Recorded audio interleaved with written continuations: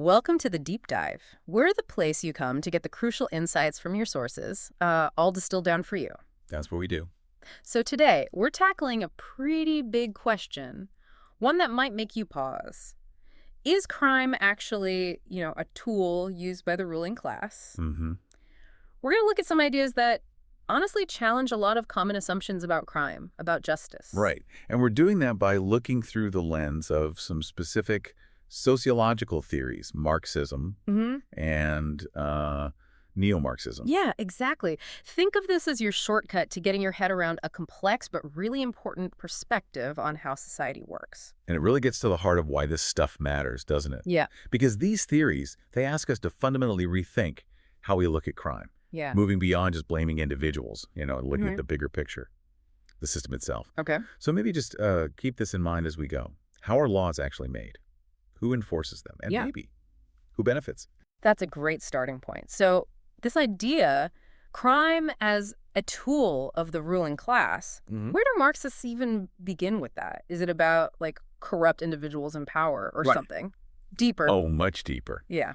For traditional Marxists, crime isn't just, a person deciding to do something wrong. Right. It's seen as a direct result, almost a symptom of the capitalist system itself. Okay. The core idea is that the very way our society is structured under capitalism can actually create the conditions for crime. Yeah. Make it almost, inevitable for some. Inevitable. They use this term criminogenic. Yeah. The system causes crime just by how it operates. Wow. Okay. That's the strong claim. The system itself causes crime. But, what about individual responsibility? Does that just disappear in this view? It's less about completely removing responsibility and more about understanding the context, the pressures. Marxists point out that capitalism, it runs on competition. Right. On self-interest, on making profits, which often involves exploiting the working class. Yeah. And this creates huge inequality, poverty. So for someone in the working class, maybe crime becomes a way to survive. Or, way to get the things consumer culture tells them they need, but they just can't afford legally. Or even just frustration, like lashing out. Exactly. Frustration, alienation, feeling powerless against a system that feels rigged. Okay, that makes sense. And then there's the law. We usually think of the law as, impartial, justice is blind, all that. But Marxists really take issue with that, don't they? Oh, absolutely. They argue the law is anything but neutral. They'd say laws are mainly created to protect the interests, especially the private property of the powerful, the ruling class. So, laws against theft, they obviously protect people with assets. Precisely. But then think about crimes committed by corporations. Right. White-collar crime. Financial fraud, environmental damage. Yeah. Are those laws enforced with the same vigor? Often not. Sentences might be lighter, or cases might not even be pursued seriously. And this creates what they call the myth of equality before the law.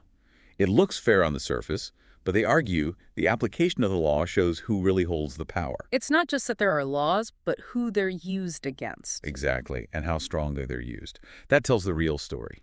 And that leads right into this idea of selective law enforcement, because it really does feel like we hear constantly about muggings, burglaries, street crime. Right, that's what dominates the news, the public fear. Yeah. And Marxists point this out.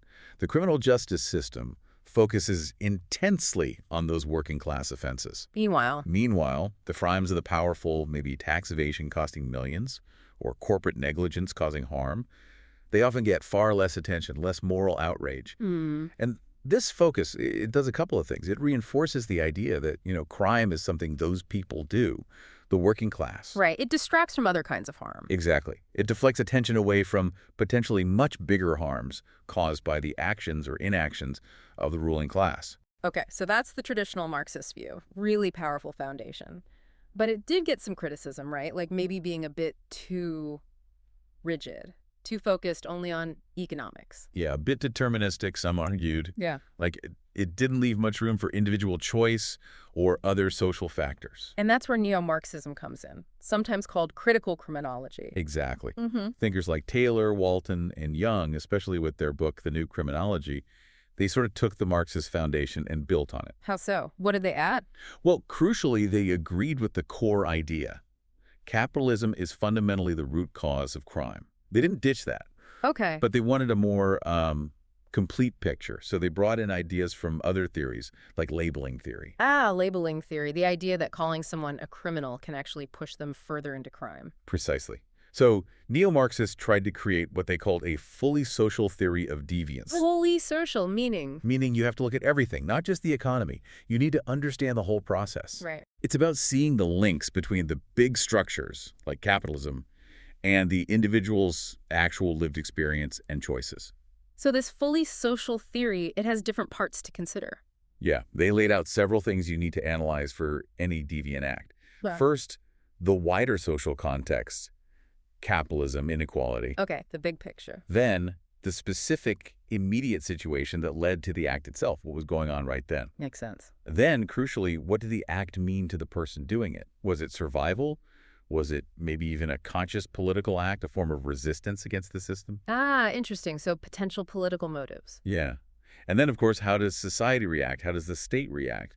The police, the courts. The consequences. Right. And finally, what's the effect of that reaction, especially the effect of being labeled deviant or criminal on the person's future? Okay. Wow. So it connects the macro-level capitalism with the micro-level individual actions, labels, reactions. Exactly. It's trying to weave together the structural insights from Marx with the more interactionist ideas about how people interpret and respond to their world. It's much more nuanced. It really makes you rethink just looking at a headline about a crime and focusing only on the individual involved. Definitely. It pushes you to ask, what else is going on here? What's the bigger story? Is it just this one person, or is it connected to how our whole society is set up? Okay, so let's just pull this together as we wrap up.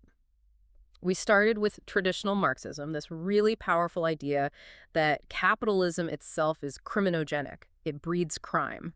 Because of inequality, competition, alienation. Right. And we saw how, in this view, the law isn't neutral. It's mainly there to protect the powerful and their property. Creating that myth of equality before the law. Yeah. And that plays out in selective enforcement, where street crime gets the spotlight, while corporate crime often stays in the shadows. A key point.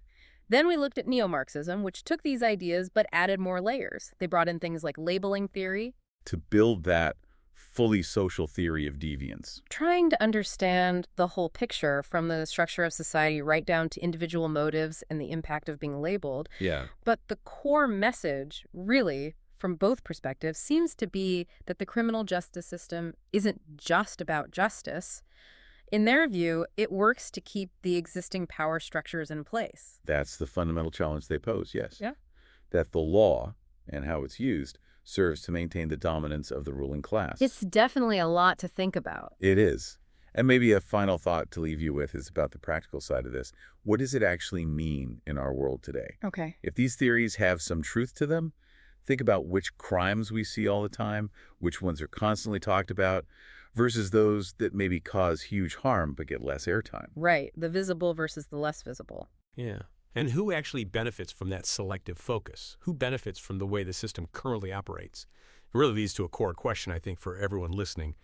When you look around today, with all the economic divides we see, does that myth of equality before the law still hold up? Or do you see cracks in it? Where do you see these ideas playing out? Or maybe where don't you see them? Something to chew on.